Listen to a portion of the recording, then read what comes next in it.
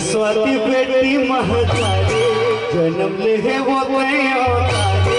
मोर स्वाति बेटी महतारी भर दे वो हर धनला बेटी कमल के धर्मा भर दे वो हर धनला स्वाति झुलुरा के धर्मा जन्म ले है वो अवतारी।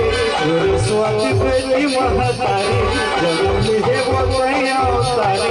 मोर स्वाति बेटी महतारी हर देह गोटे हर धनला बेटी कमल के धर्मा हर देह गोटे हर धनला स्वाति झुलुरा के धर्मा। वही दाई ने बोला एक जन भाई है और एक जन दाई है, तो मैं दाई ले बुलाऊं के भाई ले? दाई ले आ जा दाई आ चल।